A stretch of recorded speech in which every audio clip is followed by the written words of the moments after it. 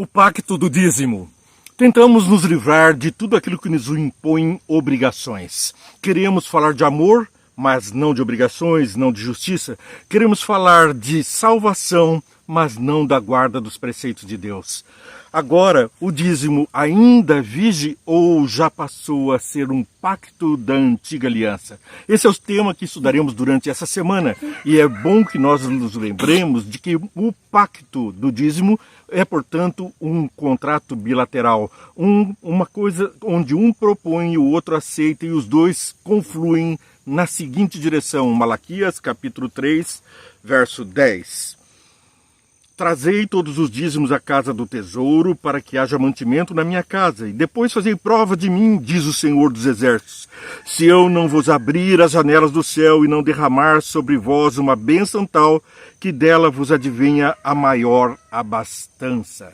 Deus promete abastança, promessa de bênção sem medida, abrindo as janelas dos céus e derramando, e pede de nós as primícias, o dízimo. O que é o dízimo, senão a 10ª parte, 1/10 daquilo que nós ganhamos?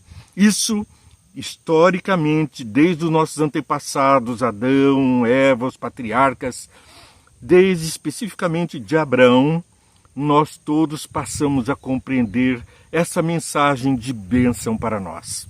Bem, nós vamos ver então que Abraão foi um pai da fé, e que também ele, como pai da fé, acreditou em Deus e ofereceu o dízimo a Melquisedeque.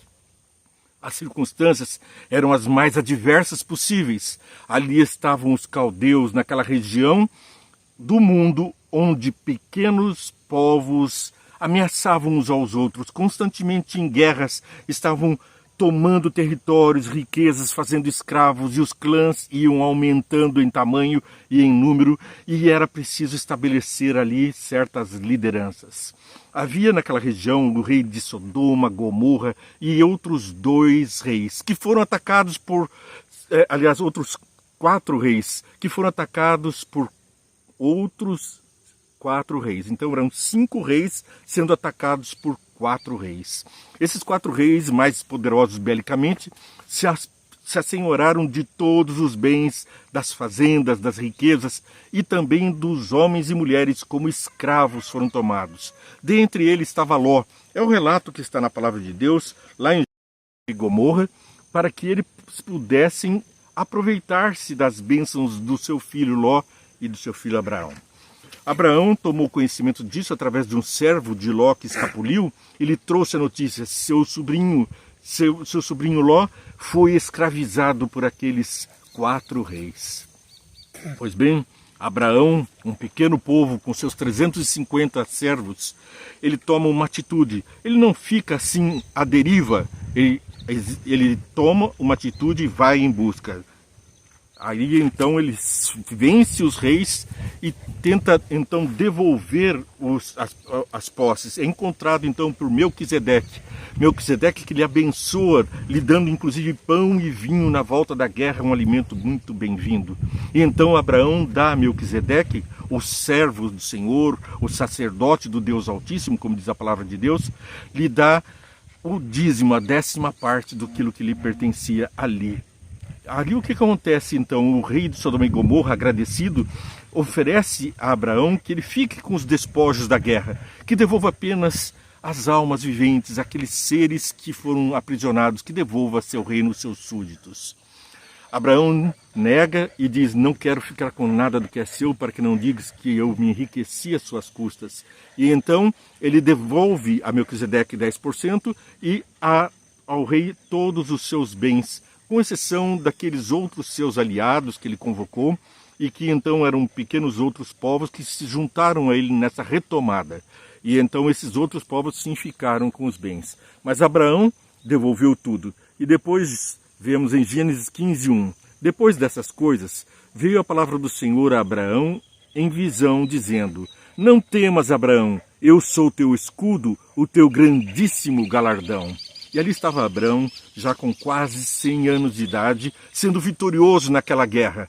E a promessa de Deus: não temas, porque aqueles povos que foram derrotados, poderiam se juntar e agora, em vez de atacar os reis de Sodoma, Gomorra e os outros reis da região, viriam atacá-lo, até porque ele estava agora com a aparência de que tinha ficado com os despojos da guerra. Estava rico, já era rico, e teria ficado então muito mais rico, tomando as posses de 9 reinos, não só de Sodoma e Gomorra e da região, como também daqueles que haviam tomado esses bens, pois ele foi àquele lugar e resgatou aqueles que estavam lá naquele mundo do pecado. Foi como Jesus deu a sua vida. Abraão ofereceu a sua vida em perigo para salvar o sobrinho que havia pecado contra ele. E Jesus também oferece a sua vida por mim e por você.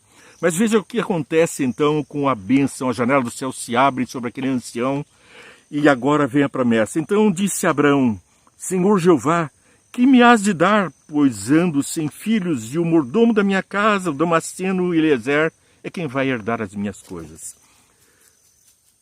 Disse mais Abraão: Eis que me não tens dado semente, e eis que nascido da minha casa será o meu herdeiro. E eis que veio a palavra do Senhor a ele, dizendo: Este não será o teu herdeiro, mas aquele de quem tuas entranhas sair, esse será o teu herdeiro. Então o levou fora e disse: Olha agora os céus e conta as estrelas, se os podes contar. E disse-lhe: Assim será a tua semente. E creu ele no Senhor, e foi-lhe imputado isso por justiça. Disse-lhe mais: Eu sou o Senhor que te tirei de Ur dos Caldeus, para dar a ti esta terra para a herdardes. Então, agora ele passa a herdar a terra, e a sua descendência também herda a terra. E vemos prósperos os judeus, os israelitas, porque se mantêm firmes ao pacto ainda hoje, dizimam. E esse dízimo atende à pregação do Evangelho, à conservação dos templos e também ao alimento dos mais pobres. Aquele povo que está sendo saciado honra a Deus com louvores pelos filhos de Deus que guardam os seus mandamentos. E em Deuteronômio, capítulo 14, verso 22, nós lemos: Certamente darás os dízimos de toda a novidade da tua semente, que cada ano se recolher do campo. Bom, é dando que se recebe, disse Jesus. E a palavra de Deus é cheia de exemplos de pessoas que doaram e receberam muito mais. A viúva que estava ali já sem alimento, tinha apenas um bocado de azeite. O profeta vem e um pouquinho de farinha. Vem o profeta e fala: faz para mim um pão. E ela então dá primícia. Ela dá o dízimo, ela dá o pão ao profeta. E o resultado? Não faltou azeite para ela, para sua alimentação.